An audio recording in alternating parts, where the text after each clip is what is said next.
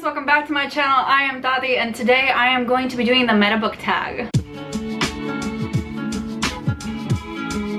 I was feeling like doing a tag this week, okay? I didn't feel like doing any other type of video. I wanted to do a tag, so here we are. This is a tag created by my friend Delphi. She is wonderful. They created this tag and I decided to do it. I will link their video down below and I will get started. So this is a tag about books as best as I understand it. So there's 4 age categories and 4 genres, and each category is a prompt, and I am going to answer the questions for each prompt. And because it is me and I can never give a simple answer to anything, I have several answers for each question. Because when do I ever make things easier for myself? Let's get started. Question 1, middle grade, your favorite childhood book. For me, the answer was very simple. I didn't even have to think about it. That would be the Percy Jackson series, and I'm including the entire series in the answer to this question. I love this series still into my 20s, but I love this series during my childhood. This was one of my formative books. When I started reading, I read it constantly and I still reread it all the time, and this was definitely one of my favorites. I discovered the Percy Jackson series because back in the days of old, when Borders still existed in Puerto Rico, and a moment of silence for Borders because I still miss it every goddamn day, they were having like their closing sale. Everything was like more than half priced off, and I went with my godmother and I was able to snag the entire Percy Jackson series with its original covers. I am holding up the new editions, which Mika got me for Christmas, because the older editions are currently in storage, because since I have a reduced space, there really was no need to have both my older editions and my newer editions in here taking up space from other books. So I decided to just keep the newer editions in my shelf, which is why I'm showing you this instead of my originals. But yeah, I reread the series every like year or two because I just love it and it's wonderful. Question 2, YA, a hyped book that lived up to the expectation. The 7 Husbands of Evelyn Hugo by Taylor Jenkins Reid. Look, I finished it a couple days ago and it was so fucking good. Oh my god. Book Twitter hypes up this book all the time. I was a little scared to read it and that I wouldn't like it, but holy shit, I freaking loved this book so much. It was so good. The characters were amazing. The narrative was awesome. Evelyn Hugo is a boss ass bitch and I love her so much. The gray morality of the main character was excellent. Her motivations for doing stuff was great. I fucking love this book, okay? I love this book so much.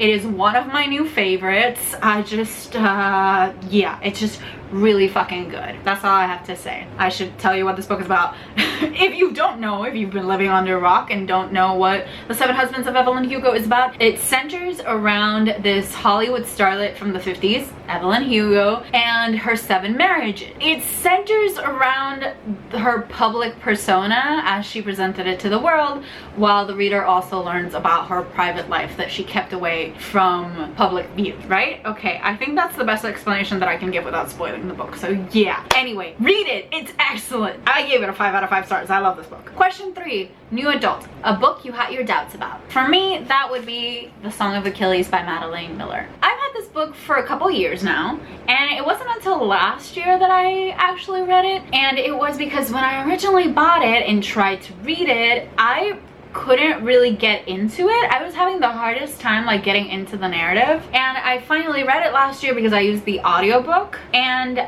I liked it a lot. I gave this a 4 out of 5 stars, I'm pretty sure, but I had my doubts about it, especially because it was giving me so much trouble like getting into the narrative, because this book is set in such a way that it's a lot of info dumping at the beginning, of like historical info dumping. I had a lot of doubts for a long time, but once I got my hands on the audiobook and I actually read it, I enjoyed it quite a lot. If you don't know, this book is set around the story story of Achilles and Patroclus and the Trojan War. That is why there's so much historical info dumping at the beginning, especially because you follow Patroclus throughout the entire book, and you basically follow him from the moment that he is born up until the book ends. So there's a lot that you need to get through in like the first 2 to 3 chapters before you really get into it. And even then, the first like 5-6 chapters are a lot of like setting up the field for the plot,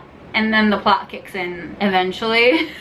I don't know, this book is slow. It was a hard time for me to get into it, but the audiobook made it a very easy and enjoyable read. Question 4, a book that intimidates you. For me, that is Les Mis by Victor Hugo. I have this very beautiful edition that I haven't read yet because, first of all, this book is ginormous. It is a thick boy. It has 900 pages and the font is fucking biblical. At least it doesn't have biblical pages, at the very least.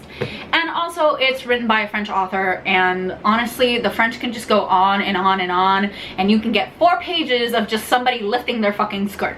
So I am intimidated by this book. I'm gonna get to it eventually. An audiobook will probably be involved, but this is very scary to me. Will 2021 be the year that I finally crack this open? I don't fucking know. I mean, one of my reading goals for this year is to read for classics, and I haven't done that yet, so. And it has to be a read. It can't be a rereads because I did reread Pride and Prejudice earlier this year and it was good. But it has to be actual reads, not rereads, in order to accomplish this goal, and I'm behind. So maybe I'll try to tackle this in the second half of the year, but I make no promises. This is very scary. See, it made a thud and everything. Question 5, fantasy, an atmospheric book that transports you. So I have 2 answers for this because, like I said, I can never make my life easy for me. My first answer is Mistborn. Will there ever come a day that I don't talk about this series? Unlikely. I really loved Mistborn. The atmosphere in it was excellent, especially because it made me feel like I was in a fantasy world and I was gonna take down the fucking Lord Ruler. And especially because the fantasy is so well written, the world building is so well done, you feel like it's a real world, a tangible world, and it's a really, really good series, first of all. And second of all, the atmosphere in it is just fantastic. I love it. I love this series. I've talked about it in many a video about how much I love this series. And yeah, the atmosphere in it is just fantastic. Second answer to this question is A Lesson in Thorns, and the Thorn Chapel series in general by Sarah Simone. This takes place in the English countryside in an old manor, and honestly the atmosphere in it is fucking fantastic. I really feel like I'm in an English manor, and this series is set in modern times. Yet the atmosphere is so freaking fantastic that I feel like you're in the middle of the fucking English countryside in this little chapel performing these like pagan rituals. It takes you there. A bitch takes you there. Question 6, sci-fi, a book that taught you something. I could pick any of the many university books that I have. I have up here a theory book, but I really was looking for something else, and I have 2 answers for this question, and it is Pride and Prejudice by Jane Austen and Jane Eyre by Charlotte Bronte. Why these 2 books? Yes, I read them for university, for when I was in undergrad. But I chose these 2 books because they taught me that, 1, I can very much enjoy classics. I always thought I was more of a contemporary girl, and I am, but these 2 did teach me that I could enjoy a good classic. And second of all, Jane Eyre specifically, that I am really into female gothic books. I really, really like them. I loved the atmosphere in this book. I love the characters, and I just really like Charlotte Bronte's writing.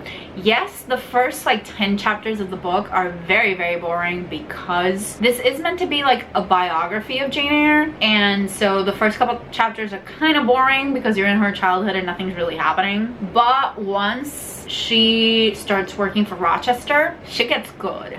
She gets really, really good. So there's that. And Pride and Prejudice, I really, really liked. Darcy and Elizabeth are like the OG enemies to lovers, and I kind of love that.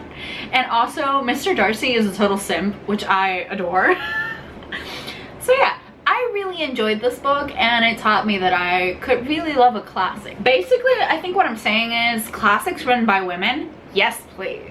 I think that's what I'm trying to get at here. Question 7. Thriller, a book you couldn't put down.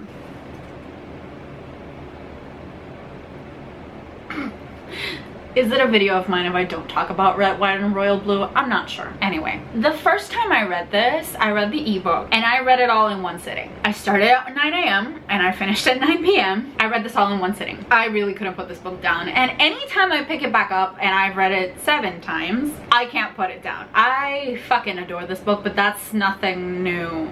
We haven't learned anything new by me saying that. Anyway, Thriller. I could not put this book down. It's a combination of things why I couldn't put this book down. First of all, I really like the writing in this book.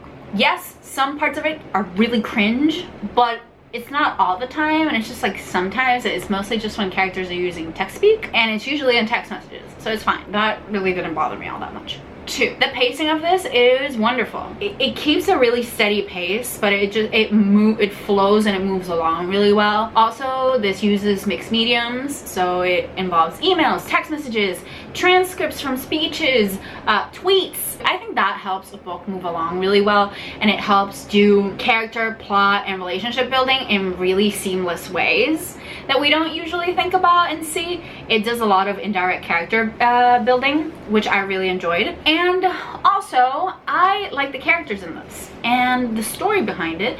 And also, I really like that while this book is a romance, it's not romance 24/7. It has really well built characters, and there's also a story of like finding your true self and about accepting yourself and accepting the parts of yourself that you've repressed and buried for a long time. So yeah, and it is a coming out story, so there's that. I really enjoyed this book, and I could have put it down the first time that I read it, and I haven't been able to put it down since, is what I'm getting at. I'm really excited to read One Last Stop. I'm hoping that we will recreate that magic. Question 8, contemporary, a book you could relate to. For me, that was Radio Silence by Alice Oseman. I really like this book. I've read it 2 times now, and I always managed to relate to the characters a lot, both Aled and Francis. So this book centers around the friendship between Aled and Francis and how they built their relationship and how it progresses. And